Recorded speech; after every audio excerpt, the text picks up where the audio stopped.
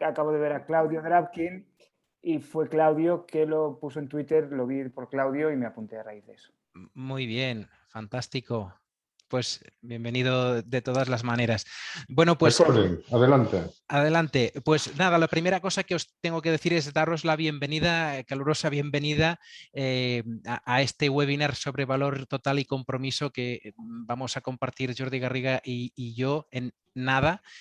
Antes quiero pediros una pequeña excusa porque esta mañana se produjo un problema con mi capacidad, no con la máquina, sino con mi capacidad de manejar la máquina, y es que estuve ajustando algunos parámetros de las horas de convocatoria y el señor Google nuevamente quiso que yo no ajustara 3/4 de hora, sino que me movía el cuadro de 1 hora o 1 hora y media directamente por encima de mi agenda, y eso ha provocado que sucesivos mensajes de actualización de la hora os fueran llegando, cosa que os pido disculpas y es lo más lejano a nuestra voluntad. Queríamos simplemente promover un encuentro, no una molestia. Dicho esto, para aquellos de vosotros que no hayáis participado en algún webinar de la red de consultores totales, os cuento que estamos hoy, digamos, invitados y congregados en nombre de esta red de consultores totales, un grupo de personas con, vamos a decir, oficios más o menos parecidos aunque distintos y con intereses más o menos parecidos aunque distintos, pero con un propósito común, que es fundamentalmente este de aumentar el valor total en las organizaciones a través de un modelo concreto de trabajo que los miembros de esta red tuvimos, digamos, el placer de contribuir a construir hace ya antes de la pandemia, poco antes de la pandemia, y que hemos ido desarrollando durante la pandemia.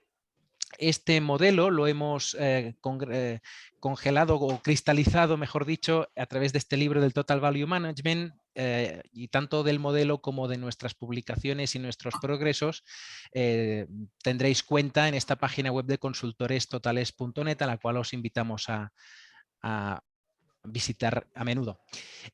Lo que vamos a ver en estos 45 minutos o 44 que nos quedan hoy es, en primer lugar, una cuestión del un relato pequeño sobre valor total, algunos datos que tienen que ver con uno de nuestros desarrollos, el estudio del TVI, que es justamente cómo estamos intentando cuantificar la existencia de este valor total, y finalmente ofreceríamos unas reflexiones y un poco de debate abierto. Y en este sentido, paro esta presentación en el sentido de si Jordi, pues por ahí quiere también saludar, decir alguna cosa antes de entrar en harina. No, simplemente buenas tardes, saludaros a todos. Gracias por vuestro tiempo, y la idea es que no venimos a resolver nada, venimos a aportar algunas reflexiones, algunos datos en este caso, y a conversar con vosotros sobre el tema del valor total y las organizaciones. O sea que muchísimas gracias. Así mismo. Bueno, la primera parte es la parte del relato de valor total. Me vais a permitir que, como aprendiz de storyteller, os cuente una pequeña historia que quizás a algunos les suene, a algunos de los que estamos hoy aquí. Yo, cuando estudiaba ciencias económicas, me decían siempre que en el mundo capitalismo, vengo de una generación, muchos de vosotros seguro que también, en donde todavía existía el comunismo como sistema económico casi, bueno, finalizándolo, pero por ahí existía, pero nos decían que en el capitalismo, básicamente la única forma, la gran forma de crear valor era a través de la generación de valor económico, la prosperidad se generaba a través de la creación de riqueza, y fundamentalmente las organizaciones que no eran capaces de crear esa riqueza pues eran consumidas por el mercado, desaparecían, ¿no? Y este es un paradigma que durante muchos años se ha mantenido y hoy en día sigue viviendo, y tiene mucha lógica, es así. No obstante, a toda explicación le cabe una contraexplicación, y a mí me gustaría en un momento hablaros de este señor. Charles Lazarus es un individuo que quizás alguno conozca, ya murió hace unos pocos años. Él es un hombre que combatió durante la Segunda Guerra Mundial, no en el frente, él era norteamericano, él combatió o estuvo en la parte de la inteligencia, era un tipo muy sagaz, muy listo, muy observador, y él, cuando se licenció tras la guerra, pensó que después de tal cataclismo iba a haber un baby boom, y con este baby boom iban a haber muchos niños y niñas que iban a necesitar juguetes. Y es por eso que este señor decidió comprar una tienda vieja de bicicletas en su New Jersey natal y fue ampliándola con una visión que con el tiempo se convirtió en un lema, en un relato en sí mismo, que es tan ambicioso como ser la tienda de juguetes más grande del mundo y así poner sonrisas en la cara de todos los niños del mundo, ¿no? Este señor que compró esta juguetería en el 1948 terminó fundando lo que luego fue Toys R Us, que fue una de las multinacionales del retail más importantes e influyentes del mundo occidental en los 50 años siguientes. Toys R Us, en el tiempo en que Charles Lazarus fue su presidente ejecutivo, creció muchísimo. Llegó a tener más de 60.000 empleados, estuvo presente en 40 países, tuvo 1.600 y más tiendas, y hubo años que llegó a crecer a tasas de más del 30% anual en cuanto a ingresos, ventas.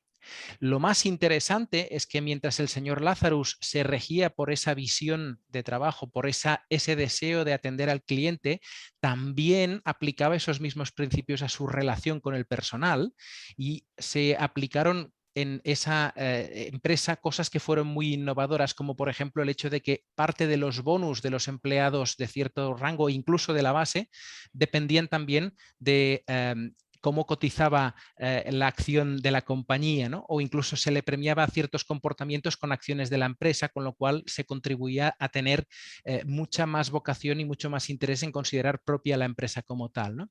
Por tanto, había no solamente un criterio de rentabilidad, también un criterio de cuidado y de ética en todos los aspectos que se pudieran imaginar.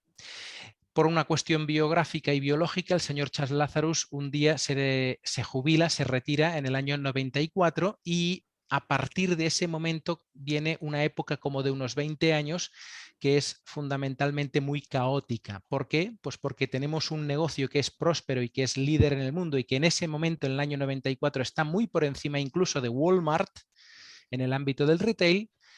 Y ahí es donde entran otras personas con otros valores, con otras visiones, con otras maneras de hacer. Y se dice que ahí es donde, a través de un apalancamiento financiero desmedido, a través de pedir dinero a accionistas, a entidades de finanzas, etcétera, Toys R Us quiere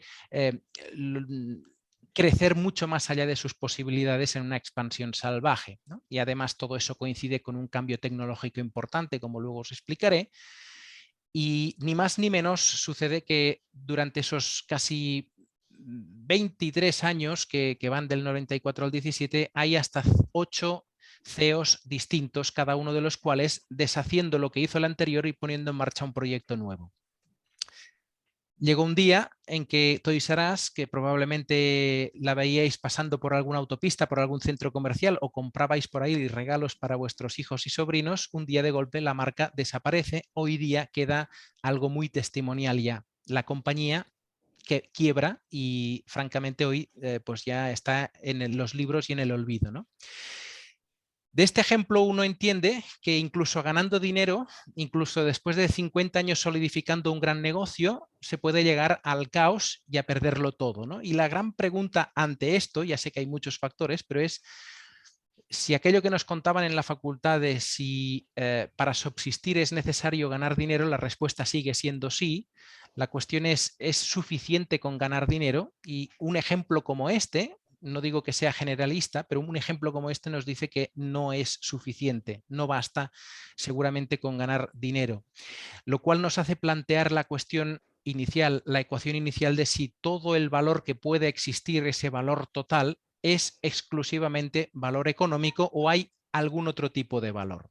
Y para finalizar con mi parte del relato, deciros que por una cuestión casi periodística me interesé por conocer las causas que habían explicado esa catástrofe en la empresa Toys R Us. Encontré artículos académicos muy bien detallados que hablaban en dos líneas. Una era la parte de las malas decisiones, las malas inversiones, el mal trabajo, vamos a decir así, de esos 8 CEOs que sucedieron a Charles Lazarus, ¿no? Es decir, hicieron el loco, tomaron malas decisiones, hicieron una mala gestión, hicieron un mal liderazgo. Y esa es una corriente que explica el porqué del fracaso de la compañía. La segunda corriente es la compañía vivió en un tiempo demasiado cambiante. Los juguetes de golpe pasaron a ser menos interesantes que los videojuegos. Las videoconsolas se impusieron en las casas. La compra electrónica sustituyó al retail presencial y todo ese tipo de cosas, y desde luego no tuvieron que vivir una pandemia porque ya habían cerrado cuando la pandemia vino.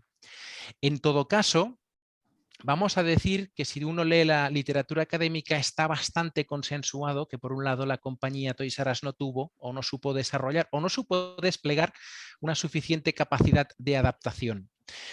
Pero más allá de esto, si uno investiga lo que son los testimoniales, los artículos de la prensa, que ya no es tanto académico, sino lo que la gente decía y las noticias que se decían en aquel tiempo, uno encuentra testimonios en muchas tiendas, en muchos países donde estaba Toys R Us, en donde la cultura de la gente que existía ya cuando no estaba el señor Lazarus se fue, vamos a decir, oxidando, pudriendo, contaminando, se volvió una cultura tóxica en donde se despedía a la gente, no se daba ningún valor a la gente que sabía y se la reponía por otra gente que era menos capaz, pero sí tal vez más barata. Incluso el personal comenzó a descuidar el aspecto de las tiendas y la atención a los clientes. En definitiva, podría decirse que por una cuestión de relaciones de personas, la confianza se fue desintegrando y desapareció la salud relacional, ¿no? En conclusión, el valor económico parece que quizás no es todo el valor posible y que ese parte de, además de valor económico, podría tener que ver con la capacidad de adaptación y con el valor que le damos a las relaciones entre las personas. Y hasta aquí mi parte inicial y cedo la palabra a Jordi y te voy controlando las diapositivas según me digas. Muy bien, gracias Mario. Como veis, a lo que se dedica la red es a tratar de construir valor total. Pero hemos empezado con un ejemplo de una empresa que estaba en valor total, pasó a depredadora y después se murió.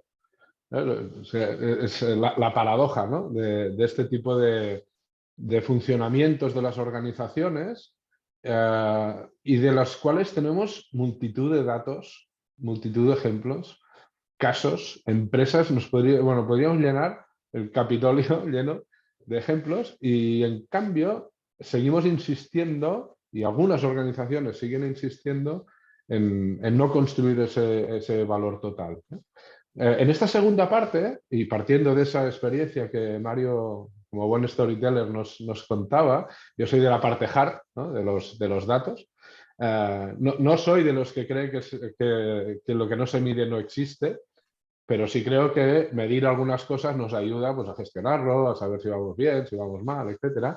Y en esta segunda parte quería aportar algunos datos provenientes de diferentes metodologías que siguen sustentando y que siguen explicando cómo tenemos enormes evidencias de que lo adecuado, lo positivo es construir valor total y en cambio somos realmente, ahí sí tenemos resiliencia, ¿eh? No hay manera de que cambien algunos patrones, algunos paradigmas, alguna mirada de cómo construimos las organizaciones, que a mi entender son unos actores de la sociedad con una potencia impresionante de transformación de la sociedad para construir una sociedad mejor para todos. He tratado de cruzar tres tipos de datos para que veáis que todos apuntan en el mismo sentido. Uno que viene propiamente del estudio de valor total, algunos de vosotros los conoceréis, no me voy a enrollar mucho, que a su vez están cruzados con medidas o con observación de la cantidad de compromiso y actitudes que hay en las organizaciones, y después algunas conclusiones de un estudio que realizamos durante la pandemia, en los momentos más duros, que vuelven a apuntar hacia la misma dirección. Si pasas, Mario, el valor total está claro. La fórmula, seguramente algunos sois expertos mucho más que yo en estos. Los que no lo hayáis visto nunca, el resumen de lo que acaba de explicar Mario es que para ir más allá y llegar a ese valor total, pues tenemos valor económico más valor relacional y la capacidad de adaptación, como decía Mario en el caso de Toys R Us, como multiplicador de esa supervivencia. entendiendo que dentro del valor relacional está la confianza, las relaciones, etc. Permitidme aclarar algunos conceptos, porque a veces, estando claro el concepto de valor total, el concepto de compromiso, que lo utilizamos muchas veces, no está tan claro. Es simplemente nuestra visión de lo que significa el compromiso, que viene de compromitere, el vínculo moral derivado del cumplimiento de una promesa, que en términos profesionales es un contrato de trabajo, un proyecto empresarial. Nosotros definimos el compromiso como una predisposición a dedicar una energía adicional extra. Los americanos dicen go the extra mile, alineada con las prioridades de la organización. Estamos hablando de compromiso profesional. Podríamos hablar de compromiso en muchos otros ámbitos de la vida. Y en realidad es una actitud vital. Y es un concepto que muchas veces se está simplificando, se está como menospreciando, y hablamos de engagement con todo, engagement con las redes, engagement con la comunicación interna, engagement con... que también, pero para nosotros el concepto más profundo del compromiso tiene que ver con un agregado de diferentes cosas que pasan dentro de la organización, ¿no? Conseguir que los equipos humanos, motivados en el sentido de que tengan ganas de poner energía en construir, y seguramente es mucho más apasionante poner energía para construir valor total que para depredar el mercado. Satisfacción, que es bienestar, es otra película. El orgullo de pertenencia, la recomendación como una empresa donde trabajar, etc. Por lo tanto, el compromiso entendido como un concepto realmente profundo, complejo, que hay que saber ver y que hay que saber gestionar. Desde esta óptica y cruzado con el valor total, en el estudio que hicimos, el segundo estudio de valor total, aparecieron los datos que voy a compartir con vosotros a continuación. Mario. Aquí, un mensaje que liga con lo que hemos dicho antes de ver los datos. Desde nuestra óptica, el compromiso no se puede comprar. Y con dinero mucho menos. Todavía hay gente que lo sigue pensando. Para mí el foco es otro. Y es que el compromiso hay que merecérselo. Como organización y como directivos. ¿Qué es lo que hago yo como organización y como directivo para hacerme merecedor del compromiso de los demás? No es que tienen que hacer ellos. ¿Qué tengo que hacer yo para hacerme merecedor del compromiso de los demás? Esta es nuestra perspectiva sobre el compromiso, totalmente impregnada y totalmente alineada con la construcción de valor total, hasta el punto de afirmar, aunque parezca el nombre de una serie, es sin confianza no hay compromiso. Y no voy a decir a qué os puede sugerir, a qué título os puede sugerir, pero sin confianza, como habéis visto en todas horas, no es posible generar ese esfuerzo adicional o esa energía adicional extra. Vamos con los datos. La metodología que nos permite medir o ver la tipología de compromiso en una organización nos permite identificar 4 grandes posicionamientos. El primero es que en todas las organizaciones hay gente que está enamorada, que el compromiso total con la organización. En este sentido, en el estudio de TVI vimos que había un 20% de personas que contestaron a la encuesta que estaban en relación a sus organizaciones en un compromiso entusiasta del 20%. Tenemos un cierto benchmark en época de COVID, estaba muy parecido. El compromiso crítico, 1 de cada 2, es gente que está muy alineada, muy comprometida con la organización, pero tiene una visión crítica y te dice las cosas que no funcionan para que eso vaya bien. En este sentido, esto suma 70 y en el benchmark nos sumaba 74, o sea, se alineó muchísimo 2 medidas hechas en momentos diferentes, con metodologías diferentes.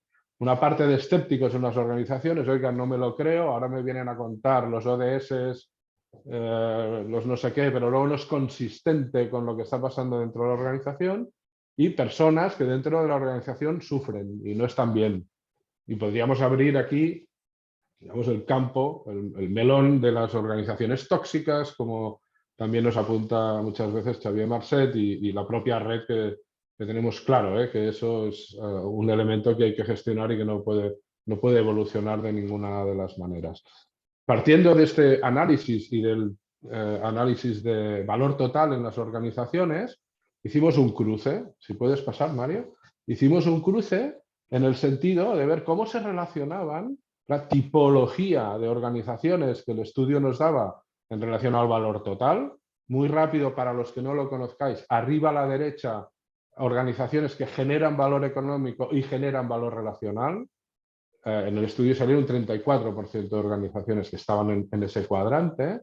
Arriba a la izquierda, organizaciones que generan dinero, valor económico, pero destruyen valor relacional, les llamamos depredadoras. Abajo a la izquierda, las que no generan ni valor económico ni valor relacional, moribunda, lo tienen complicado. Y después, abajo a la derecha, organizaciones que no son capaces todavía de generar valor económico, pero sí generan aportación de valor relacional. Habéis visto antes en la fórmula que está la capacidad de adaptación, y ahora vais a ver los indicadores, los indicadores de los 4 grupos en relación a capacidad de adaptación tan necesaria. Nos estamos llenando la boca en estos días, que es la capacidad clave de las organizaciones para sobrevivir en un entorno tan cambiante. Verde quiere decir que mucha capacidad de adaptación, el ámbar neutral y la baja poca capacidad de adaptación. Y como veis, una primera conclusión es que lo que más capacidad de adaptación genera es el valor relacional. En los dos cuadrantes hacia la derecha, donde se genera valor relacional, la capacidad de adaptación percibida por esos profesionales es muy alta.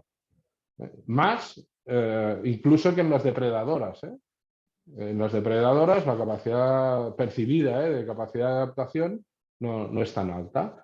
En este marco de empresas con valor total, desde el punto de vista de la fórmula, podemos poner, oye, ¿y la gente cómo está dentro de estas organizaciones? Ponnos los 4, Mario, por favor.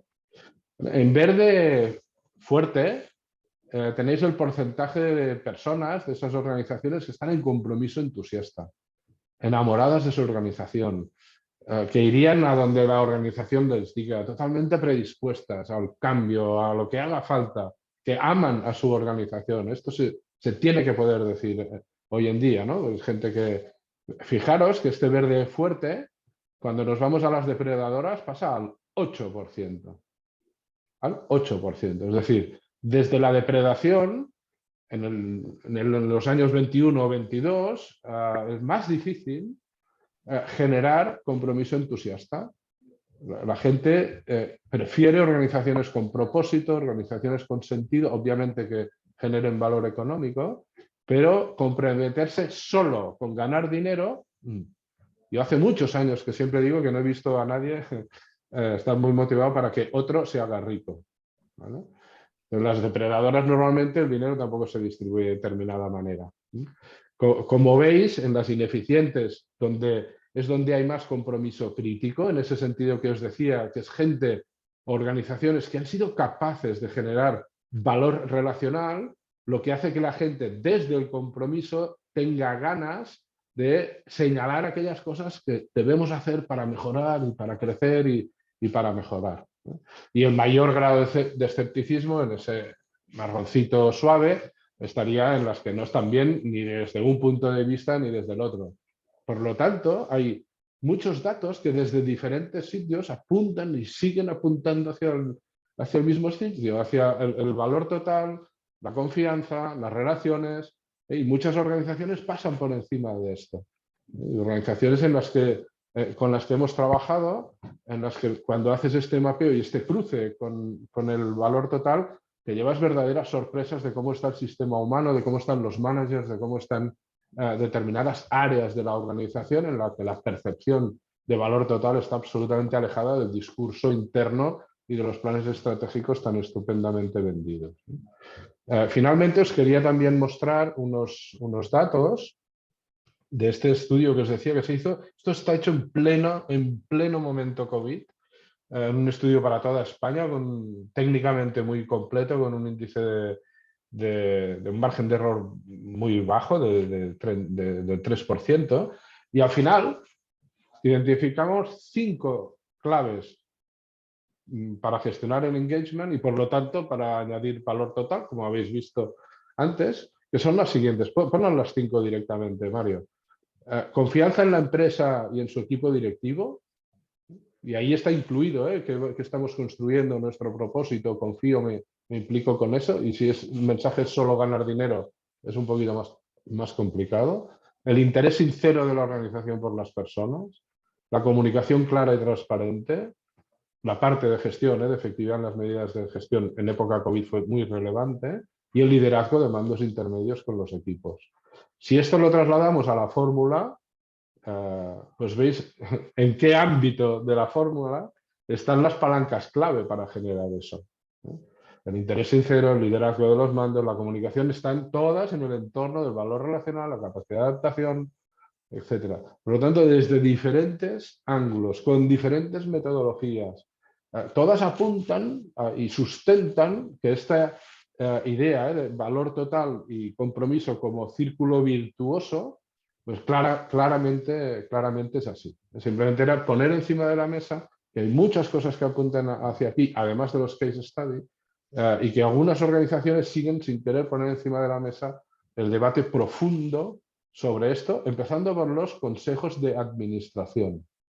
A 10 años vista dónde queremos estar, cuál es el impacto que queremos tener en la sociedad, más allá de la rentabilidad, etc. Voy acabando, que siempre tengo tendencia a enrollarme un poquito demasiado, ¿vale? Os queríamos compartir y conversar con vosotros, No, ya hemos dicho que no venimos a pontificar, sino a estimular y a proponer reflexiones, algunas reflexiones en base a estos datos, ¿no? Por ejemplo, cómo generar valor total con todavía enormes brechas entre la alta dirección, el middle management y entre el management y el resto de la organización. ¿Podríamos hablar de valor total si no lo es para todos? Si solo es para una parte de la organización. En ese estudio que os decía del 2020 quedó, bueno, claramente, como veis, aunque no analicemos ni los datos, simplemente los colores, y las diferencias de percepción desde el valor económico, pasando por el valor relacional y todos los elementos que constituyen el valor total, la diferencia enorme entre, digamos, altos directivos y mandos intermedios, ¿no? En temas de reconocimiento, de si los demás nos escuchan, de la coordinación entre áreas, etcétera, que nuevamente datos que nos ponen encima de la mesa. Yo creo que ahí tenemos mucho trabajo por hacer, desde las áreas de personas, desde los comités de dirección y los que nos dedicamos a la consultoría, empujando desde fuera, ¿no? Otra reflexión, ¿no? ¿Cómo generar valor total cuando todavía el foco lo tenemos en lo transaccional? Que siendo muy importante, no es lo otro. De los datos que hemos visto aquí, transaccional prácticamente no había nada. Estábamos hablando de otras cosas, de liderazgo, de claridad, de rumbo, de confianza, etc. Hay iniciativas que no lo parecen, pero acaban siendo transaccionales dentro de las organizaciones, porque se acaban instrumentalizando. No, si hacemos fiestas con la gente, le ponemos unos logos, los llevamos a un hotel. Bueno, ahora no, pero antes no. Y a veces eso se confunde con crear entornos realmente, porque cuando esa gente luego vuelve a su puesto de trabajo, tiene el mismo jefe, los procesos no funcionan, a los clientes se les trata como se les trata, etc. Mi visión, en este caso muy particular, nuevas organizaciones, por supuesto, espero que todas aporten mucho valor total. Mismos básicos, para mí sí. Para mí es un sí radical. A mí mis amigos, colegas me llaman esencialista.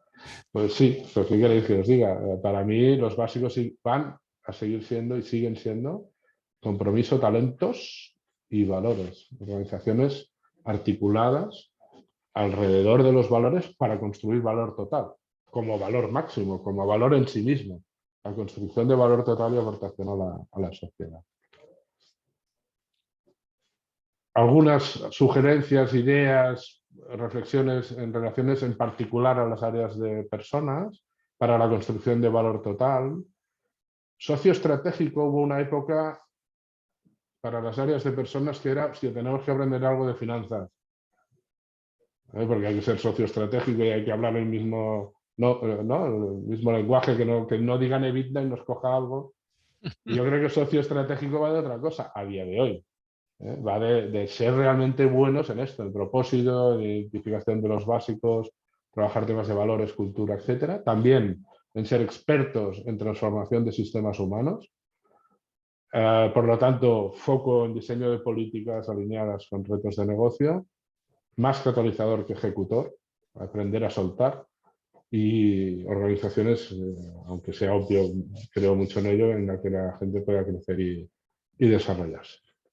Y me callo, ¿qué te pasa? Ni mucho menos. Yo añadiría desde mi lado de la ventana, desde el ámbito de la comunicación y del relato, es esa idea de qué tipo de empresa tenemos, pero sobre todo qué tipo de empresa dicen que somos las personas que están a nuestro alrededor, los stakeholders, nuestro ecosistema, ¿no? ¿Qué historia queremos que cuenten de nuestras empresas? Clientes, colaboradores, proveedores, las operaciones, las sociedades en las que operamos. Y esto normalmente se traslada a todo ese conjunto de valores, esa confianza que no tiene nada que ver, digamos, con una campaña de ir a hacer una fiesta, sino con esa relación que tenemos, se traslada al tipo de narrativa que cada uno de nosotros como seres humanos contamos de ahí donde trabajamos y le contamos a nuestro vecino y le contamos a nuestro cliente y le contamos a la sociedad, ¿no? Una forma que tenéis vosotros y vosotras, si es que estáis trabajando en esto, de averiguarlo es quién es el héroe y quién es el villano de las narraciones que se cuentan acerca de nuestra organización, qué es lo que se cuenta en la máquina de café, qué es lo que se cuenta en el ascensor, quién es el bueno, quién es el malo, con quién cuenta, quién le hace la vida imposible, quién es mi tribu, quién es la tribu del lado, porque con eso también uno detecta si es que existen silos, ¿no?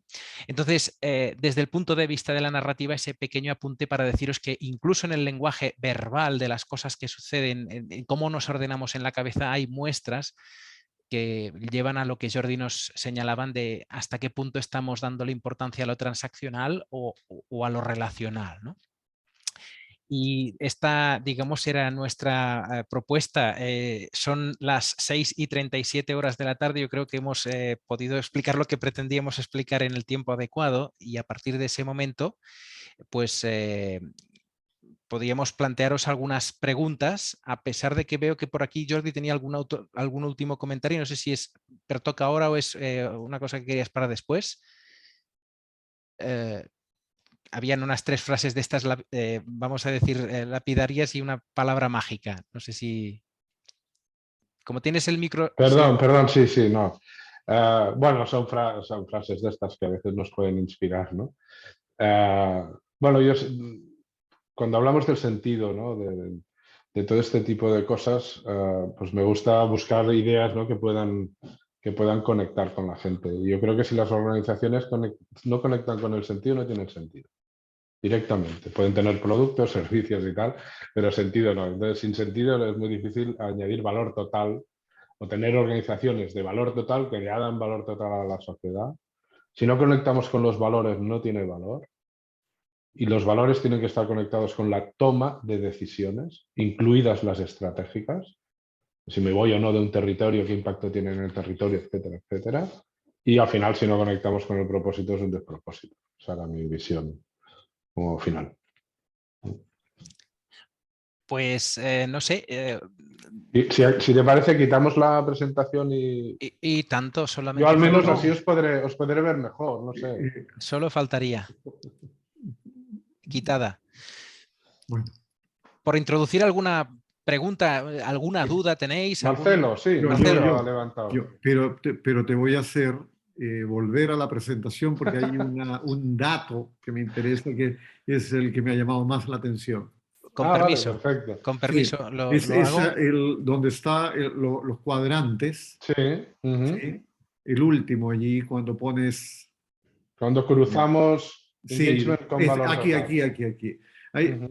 Bueno, el engagement, el compromiso, en definitiva, es clave en una organización, ¿no? Y vemos en forma diáfana que una organización total, el nivel de compromiso es alto, ¿no? Es enorme. Es enorme. Pero estos cuadrantes no son estáticos, son dinámicos. Han de ser dinámicos. Es decir, una organización moribunda, si Jesucristo resucitó al tercer día, también esta puede resucitar al tercer, cuarto, quinto, qué sé yo, al 10º día. O sea, tiene también la posibilidad de resucitar y la depredadora tiene, qué sé yo, me imagino que les pega un rayo, ¡pum!, y se dan cuenta de que han de ser creadoras de valor. Pueden transitar hacia el valor total. Lo mismo con la ineficiente. Y me sorprende mucho este dato. Bueno, estoy moviendo el cursor yo, no lo veis.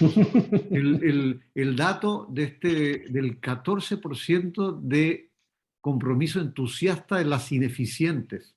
Sí, lo encuentro bajísimo. Porque si bien el dato de adaptabilidad entre la total y la ineficiente es alto, 98 en una y 89, es impresionante cómo declina el entusiasmo del compromiso. Y eso, claro, hipoteca en alguna medida el compromiso. Pasa que es un Organizaciones, movimiento. al final, tú puedes hacer una promesa. Hoy día somos ineficientes por una serie de circunstancias, las que fueren. Y tenemos como atractor hacia donde movernos ser eficientes. Para hacerlo, el relato contribuye, pero si tú no consigues el compromiso, sí. Ahora, claro, este es un dato de un momento dado, puede ser que esto cambie. Sí. No, simplemente añadir, estoy totalmente de acuerdo con la reflexión, simplemente añadir que hay, dentro de los 4 posicionamientos hay 2 que son positivos y 2 no positivos. Lo que pasa en el ineficiente es que el enamoramiento, ¿no? El compromiso entusiasta se desgasta, pero para salir de esa situación, tener un 78% de gente muy comprometida, pero crítica con la situación, es un compromiso más adecuado para salir de la situación. Sí, es que no lo había entendido. Sí. El otro te puede llevar a la autocomplacencia. Oye, somos tan buenos, no sé qué, y te mueres hervido, ¿no? Lo de la rana, te mueres hervido, todo el mundo encantado, ¿no? Oye, sí, estás súper bien. Me acuerdo una vez a un director general que le presentaba, no era este caso, pero era claramente ineficiente la empresa y un 85% de compromiso total entusiasta, verde fuerte. Ok, es que no lo había entendido el concepto crítico. Claro, y fue la peor noticia que le podíamos haber dado. Claro. Dice, oye, están ahí felices de narices, están perdiendo 2 millones de euros al año. Pues habrá que tensar la situación. Si se me van a compromiso crítico, desde ahí voy a crecer, y como me pase de frenada, pues entonces me aparecerán los rojos y los naranjas, ¿no? Pero son 2 tipologías de compromiso que, siendo positivas, son más o menos palanca en un momento determinado. Es palanca. Disculpad si no lo había explicado. No, es que como lo pasaste... bien. Perdón. No, está bien. No. Vuelvo al modo de caras. Si hay que poner la presentación, la ponemos sin problema. Aprovecho también para saludar a Arantxa y a Alex Ibarra, que se nos fueron incorporando durante el rato, y Claudia también. Y Lidia, yo algunos no os he visto porque veía la pantalla. Disculpad, buenas tardes, y si queréis hacer alguna... No os hace falta preguntas, reflexiones, cosas que veis en vuestras organizaciones que encajan o distorsionan de lo que hemos explicado, nuestras reflexiones. Albert, que tiene la mano... Albert es disciplinado y ha levantado la mano. Y luego Teresa. Muy bien, fenomenal. Bueno, yo quería compartir una reflexión. A menudo hago sesiones para managers que tienen mucha experiencia, pero también con managers que acaban de empezar ahora mismo, ¿no? Están llevando equipos. Y de vez en cuando hablamos sobre visión, sobre qué son las visiones en las compañías. Vosotros habéis hablado de la visión, y en la historia que has presentado, Mario, me parece brutal cómo se relaciona la visión con el éxito. Y cuando hablo de visión me encuentro con a veces reacciones, con dos reacciones diferentes. Por una parte, algunos dicen, sí, nosotros en nuestra empresa tenemos visión, pero no sirve para nada. Claro, porque es una visión ficticia, es una frase nada más. Y otros dicen, pues nosotros tenemos visión y sí que sirve porque hablamos de esto y nos discutimos sobre si las decisiones que tomamos tienen sentido o no. Justamente habéis hablado del sentido, ¿no? Sobre si aportan valor o no. Sobre si ligan con el propósito.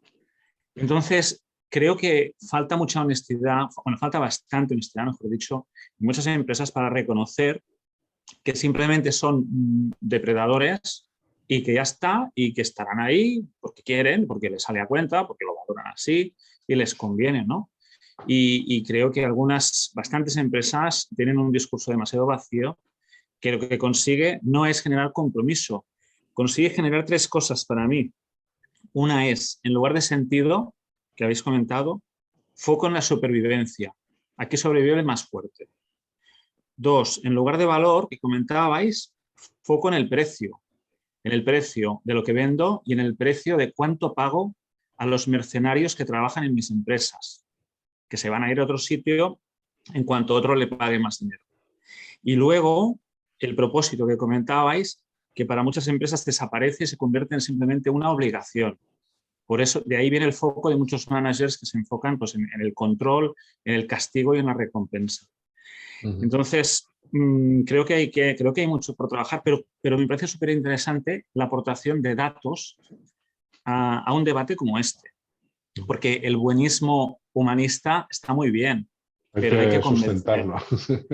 Desde luego, o sea, yo creo, os felicito porque el trabajo es buenísimo y nos permite, como diría, dar más base a una propuesta compleja y completa, pero más base racional. Yo creo que por ahí aún tenemos que trabajar bastante en poder demostrar con datos que esto tiene efectos.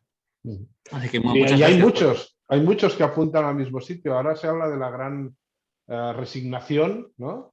40 y no sé cuántos millones de personas en Estados Unidos que se han largado de sus empresas sin trabajo, porque no pueden con esos entornos tóxicos. Pues más datos que enfocan hacia lo mismo. Perdón, Teresa, ¿alguien había antes? Sí, Teresa tiene la palabra.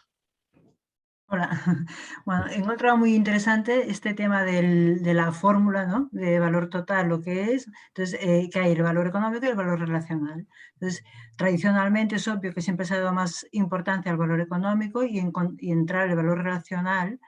Es que para mí esta es causa de que pueda aumentar el económico. O sea, una empresa toda la vida siendo depredadora, y yo no creo que tenga mucha subsistencia. No sé si tenéis estudios en relación a esto o no.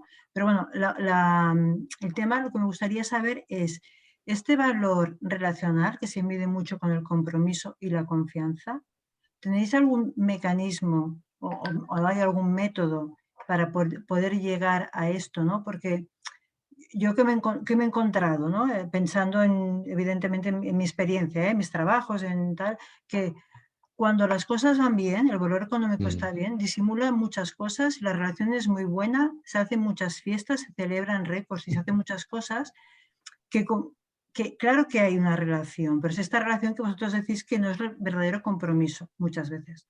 Entonces, este verdadero compromiso que muchas veces se nota justamente cuando el valor económico no es tan bueno, ¿no? En una situación neutra, ¿no? Para saber cómo estamos y no que nos coja porque vamos bien o vamos mal, ¿hay algún mecanismo para poder medir y capacitar, ¿no? Sí, es el propio modelo y todo el concepto que hemos creado de valor total incorpora herramientas, tanto desde el punto de vista de intervención por trozos particular en momentos concretos, como de medición de la cantidad de valor total que hay en una organización para a partir de ahí ponerse en acción, evidentemente, pero el modelo sí incorpora herramientas tanto cuantitativas como cualitativas para poder detectar la cantidad de valor total que hay en una organización o la cantidad de compromiso, confianza, etcétera, para utilizarlo justamente para activar palancas, como muy bien dices. O sea, sí hay metodologías para ello. Sí.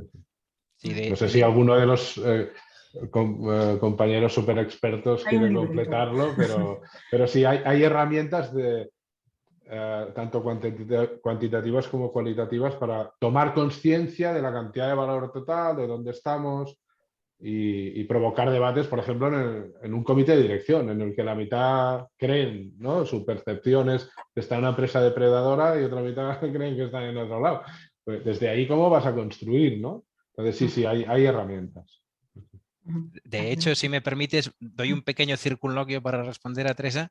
El modelo del valor total se planteó hace ya algunos años en un primer libro y el interés en transformar ese modelo en algo que se pudiera activar a través de palancas muy concretas, de herramientas que pudieran afectar a la parte de valor económico, a la parte de valor relacional, a la parte de capacidad de adaptación, con lo que dice Jordi, con unos tests, con unos medidores y luego con unas prácticas de decirle esto si no te funciona, haz esto y te mejorará o comprueba que te ha mejorado, es lo que propició que se creara la red de consultores totales, porque entre varios se puso de acuerdo una praxis que congeló en este libro que te mostraba, ¿no? Es el apunte del libro, pero es decir, sí, la respuesta es que sí. También es cierto que cada uno pues tiene más especialidad en un aspecto y otros en otro, pero la respuesta al final es que sí, que hay estas herramientas. Al menos esa es la propuesta.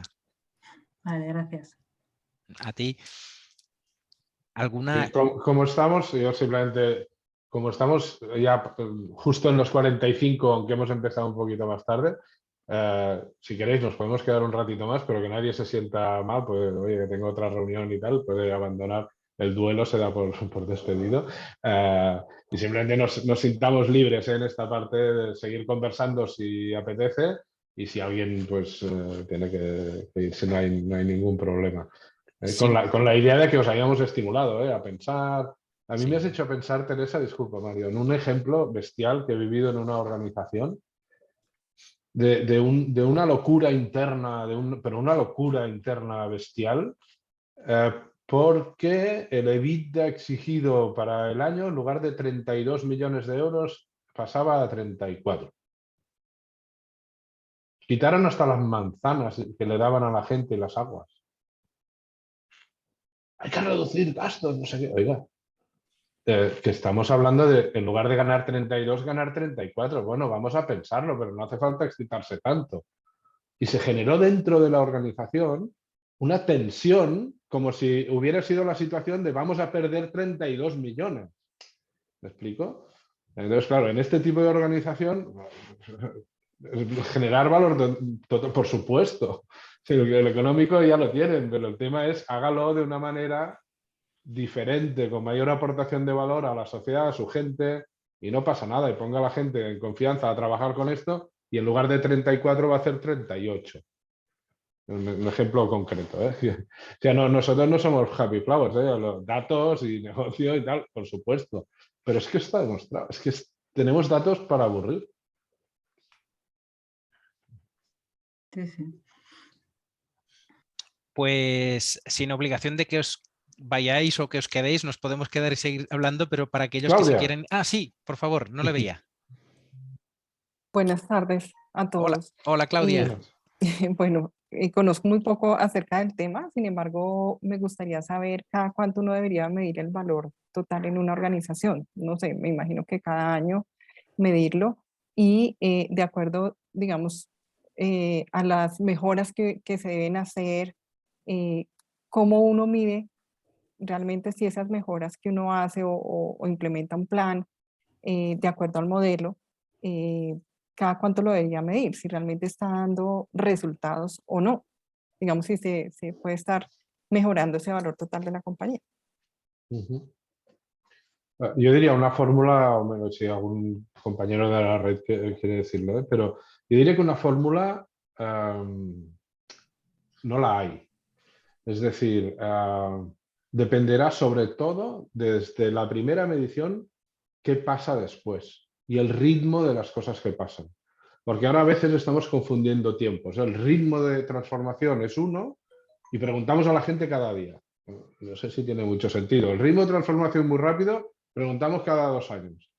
Yo creo que hay que escuchar a la organización en el sentido de monitorizar qué es lo que está pasando, pero relacionado con lo que está pasando de verdad.